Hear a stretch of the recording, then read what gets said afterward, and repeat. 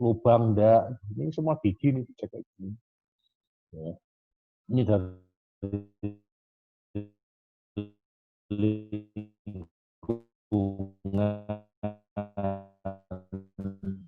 Wah ini gak mari-mari ini, banyak ini loh, ya sampai CT scan ini CT scan ya, kita mau sampai pengen tahu esensial amino asidnya, non esensialnya gimana, kita cek satu-satu, yang kekurangan yang mana, ya. Kita ada semua lengkap, almost everything. Ya, sekarang aku balik lagi lah, ya, balik lagi.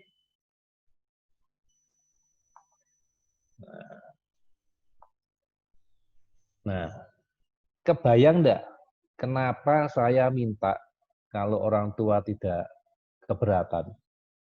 Tolong lakukan tes.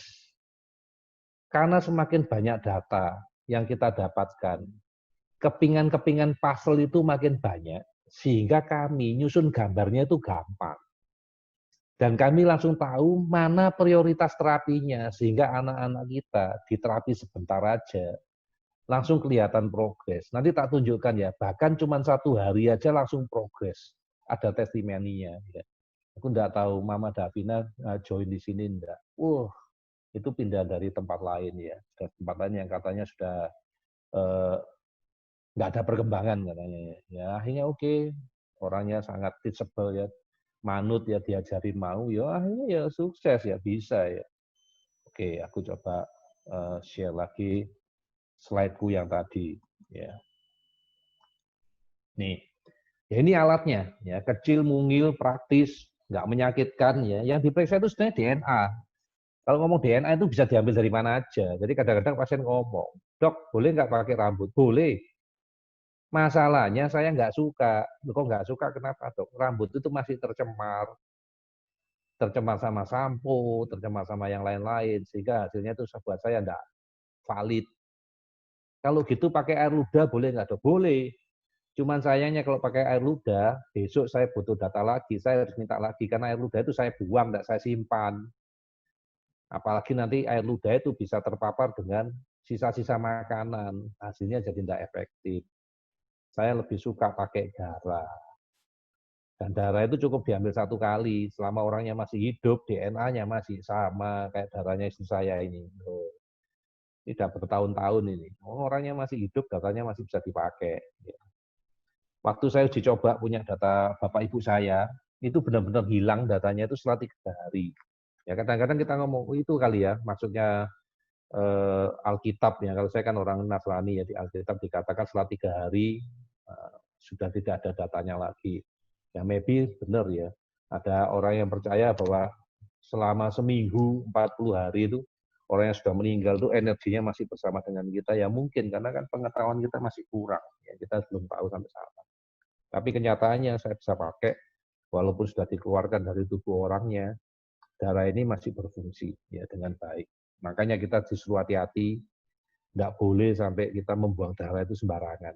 Kalau di kedokteran timur atau di rumah sakit itu dibakar supaya informasi genetiknya, DNA-nya rusak. Nah kalau nggak dibakar kita buang di tempat sampah ya kita akan dapat frekuensi sampah. Ya lama-lama kita sakit. Ya. Ini tadi sudah tak tunjukkan ya secara sepintas ya.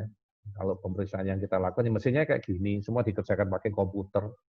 Sedemikian banyak data tadi, kurang lebih 16.000 data tadi diolah, membutuhkan waktu kurang lebih dengan komputer game saya, ya, jadi komputer game saya, itu pakai i7, generasi ke-8, itu butuh waktu sekitar 18 sampai 20 menit ya, untuk menghasilkan data tadi, ya diolah. Yang susah itu apa? Bukan yang susah, ya susah juga sih, karena Bapak Ibu susahnya mengingat ya, karena data yang dikeluarkan itu rata-rata di atas 300 ya. 300 sampai 400 data yang dikeluarkan itu mengingat dan membaca. Ini artinya apa? Ya, saya rencana mau buka kelas seminar kayak gini ya, caranya baca tes Ashira ya, supaya Bapak Ibu juga ngerti ya, nggak dibohongi, nggak dibodohin orang ya.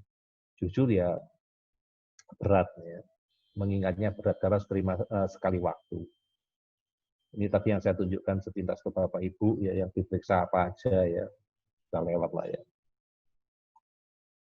Ini loh. Kenapa sih kok saya maunya menggunakan Asira device? Karena ini alternatif yang kalau dibandingkan dengan tes konvensional, ini murah. Murah banget gitu loh. Mau ngeceknya segitu banyak sampai CT scan, sampai radiasi, logam berat, alergi. Ngomong tes alergi aja deh. Sekarang udah 5 juta, 5,5 juta. Lah tes Asira yang tes alerginya jauh lebih banyak, ditambah bonus yang lain-lain termasuk tes logam dan teman-temannya, cuma 3,5 juta itu loh. Dan harga ini nggak pernah naik sejak berapa tahun. Sejak Matahati buka aja lah kita bilang. Matahati buka itu Matahati yang Surabaya yang terapi Bikom. Itu 3,5 juta dari awal itu sampai sekarang. 3 tahun yang lalu sampai sekarang nggak pernah naik. Ya, karena kita nggak punya kepikiran buat apa menaikkan harga. Ya, nggak usah dinaikkan aja, kita bisa bantu orang, udah syukur. Itu udah berapa tahun nggak naikkan harganya ya. Ya. Tesnya lengkap, hasilnya instan. Ya, dari setelah 20 menit saya bisa baca. Jadi kalau Bapak Ibu ngirim hasil tesnya, begitu kita terima, kita proses, hasilnya bisa langsung kita email, kita kirim lewat WA. Tinggal nanti, dok bacanya kapan dok? Tunggu dulu, karena baca itu waktunya lama. 2-3 jam itu yang paling singkat, rata-rata 5 jam. Makanya kamu baca satu-satu, saya nggak punya waktu, saya capek. Lebih baik kita kumpulkan rame-rame, saya ajari. Jadi balik-balik kalau saya keliling yang waktu lalu ya, ke Denpasar, Surabaya, Makassar, Kendari, saya ngajarin ini. Satu khusus kayak seminar khusus gitu kita ngadain. Caranya baca hasil tes biomedis ya di Samarinda. Nah, mesinnya ini alternatif murah sudah ya. Di Asia itu cuma ada di 2 negara. Cuma ada di Singapura sama di Indonesia. Di Singapura itu sama teman kita juga ya, Mr. GB, orang homeopatik naturopat ya yang bantu kita. Dia prakteknya itu sementara di apartemen di Jurong, ya, di Jurong West kalau nggak salah. Ya. Tapi saat ini terakhir aku kontak tidak nerima pasien di Singapura ketat ya masalah pandemi ini ya. Jadi informasi terakhir ya, kalau kita mau ke sana orang Indonesia ditolak ya, orang Indonesia ditolak kalau mau ke sana. Kecuali aku nggak tahu ya, mungkin ada pendekatan lain. Kita ada karantina ya, dan sampai sana nanti di karantina 14 hari. Aku nggak tahu kayak apa, aku nggak bayangin ya.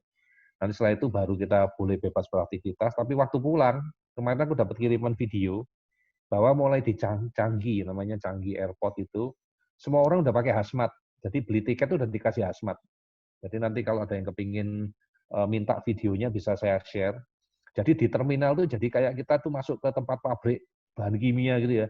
Ya yang jual, yang jalan-jalan semua pakai seragamnya sama, warnanya biru semua, pakai hazmat semua ya. Yang nggak anak-anak, nggak orang dewasa. Kalau anak-anak tak rasa kemarin enggak ya, pakai itu. Ya pakai hazmat semua. Jadi tak rasa sulit ya. Ini ada di Jurong. Di Indonesia sendiri sebetulnya ada 4 ya.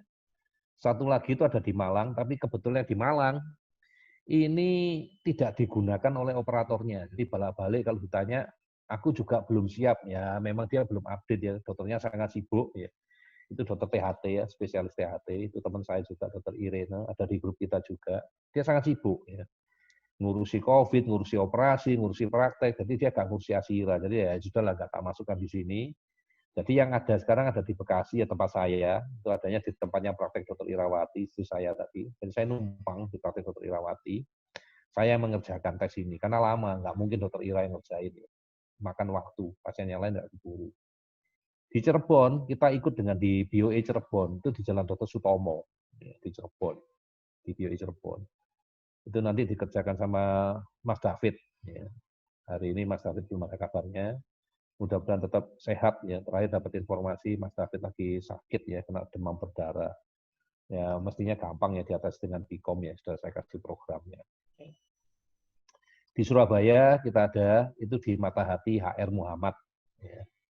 Jadi nanti Bapak Ibu atau siapapun yang tertarik ya, untuk melakukan tes Asira atau apapun bisa dilakukan di 4 tempat ini. Tapi kalau saran saya lebih enak di 3 tempat ini, karena yang di tempat yang di Singapura ini terakhir saya bercanda sama Mr. GB, bayarnya pakai dolar Singapura loh ya.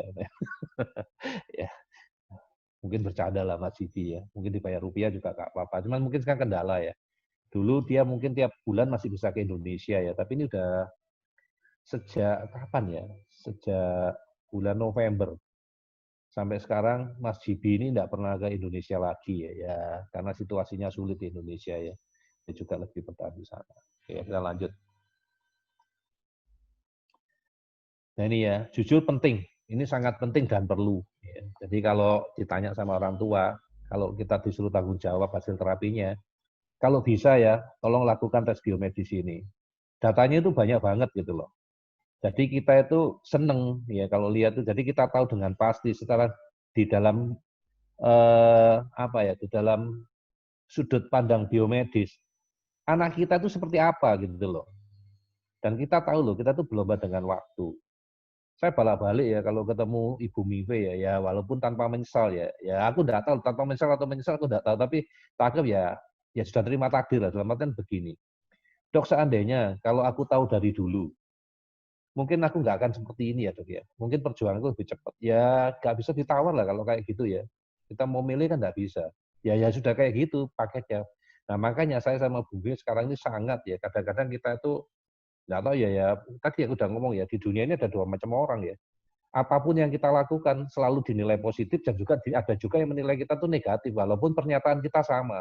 Misalnya kayak sekarang aku ngomong, tolong kalau bisa tes biomedis. Orang yang positif ngerti ilmu ini, oke dok, dokter ingin membantu kita sehingga mengusulkan tes biomedis. Tapi buat yang nggak tahu kita, ini kan tuh cuma bisnisnya dokter aja. Dokter cuma jualan. So what? Ngerti ya maksud saya ya. Jadi kayak tadi Bu Mive udah terjebak kayak gitu loh. Nah sudah kadung Bu, anakmu udah umur 28 mau apa? Masa mau mundur lagi pakai time travel atau balik lagi ke waktu yang lalu? Kan nggak bisa. Makanya sekarang ini kami berdua punya komitmen yang sama. Bisa nggak kita bantu orang-orang ini nggak seperti kami? Bisa melewati ini jauh lebih cepat. Jangan sengsara. Apalagi, jangan ngomongin lagi dari segi bisnis. Nah, kalau mau segi bisnis, buat aja tes Aksira ini yang mahal. Wong kita monopoli, dalam artian grup kita kok yang ada di Indonesia. Di Asia cuma ada Singapura, juga punyanya grup kita. Kalau kita mau ngomong mau kaya dari sini, kan enggak. Kita mau bantu orang. Kita enggak mau kondisinya sama seperti yang lain, gitu loh. Berlomba dengan waktu sudah. Prioritas terapi, langsung kelihatan kan. Karena masalah anak tadi kita enggak pernah tahu. Jadi kalau dibilang kalau di grup kita ya, enggak peduli ada di Bekasi, di Cirebon, di Semarang, Denpasar, Surabaya, Makassar, Kendari, Samarinda yang sudah pernah melakukan tes, itu relatif hasilnya jauh lebih cepat dibandingkan yang enggak tes. Ya jelas lah, data segitu banyak tanpa tes gimana caranya kita tahu, kita bukan dukun, ya kan? Nah ini kita jadi tahu prioritas terapi sehingga kita bisa membantu semaksimal yang kita bisa lakukan. Ini dia. Semakin lama menderita ASD atau autism ini, butuh waktu terapinya lebih lama loh. Kalau terapinya lebih lama, otomatis keluar duit lebih besar loh. Jadi kadang-kadang kalau kita ngomong ya, tes biomedis ini bayar sekian. Iya, tapi worth it nggak? Dengan waktumu nanti yang ternyata gara-gara kamu nggak melakukan ini, we don't know. Mungkin 10 tahun lagi kamu baru kelar. Sesuai enggak hasilnya? Yang pertanyaan gitu. Pertanyaan di bawah ini tak buat warna berbeda. Ya. Dok, kalau nggak pakai tes biomedis langsung terapi, bisa nggak? Yo bisa. Itu zaman saya dulu loh, waktu tahun 2009 belum punya Asyra. Asyra saya punya itu tahun 2012. Jadi kalau orang bilang, dok udah berapa tahun main Asyra? Udah 8 tahun saya main Asyra. Makanya saya senang sekali sama Asyra, kan hasilnya bagus. Itu kayak judi. Jadi kayak main judi tuh, kalau kita terapi tanpa tes itu. Ya dikira-kira. Syukur-syukur kalau pas, syukur-syukur kalau hasilnya membaik. Kalau enggak, ya cari lagi. Lah nyarinya kalau dari data 16.000 itu, ya mudah-mudahan ketemu gitu. Ya. Nah orang tua sudah siap nggak dengan resikonya kalau nggak pakai tes? Jangan terus nyalain gitu loh. Kan sekarang banyak nih orang tua yang alasannya macam-macam nih. Dok nggak punya uang, dok aku belum mau tes, dok aku nggak percaya. Ya oke lah. Tapi jangan blame dong. Nanti tiba-tiba juga lakukan tes terus kamu bandingin sama orang lain. Dok kenapa dok di tempatnya orang lain kok lebih bagus gitu loh. Kok lebih ini, lebih itu. Ya orang lain sudah mengerjakan. Nah kamu ngerjakan enggak? Kamu nggak tes, tapi minta hasil yang sama. Lah masalahnya anakmu sama nggak dengan masalahnya anak orang lain? Ya. Itu kadang-kadang yang kita tuh mau jawab terbuka itu susah ya. Paling enak kalau ngomong rame-rame di seminar gini karena nggak terkesan mengadili satu dua orang. Tapi kalau ketemu depan-depan langsung gitu kan aku takut menyinggung perasaanmu. Oh dokter ngomongnya kejem. Sebetulnya nggak kejem ya. Ini orang autis kalau ngomongnya kayak gini ya. A ngomong A, B ngomong B. Baik ngomong baik, jelek ya ngomong jelek. Gitu loh. Ya aku bersyukur sih aku jadi orang autis ya kayak gini. Gak ada trik, gak ada triki-triki, mau nipu mau apa, nggak ada, ngapain.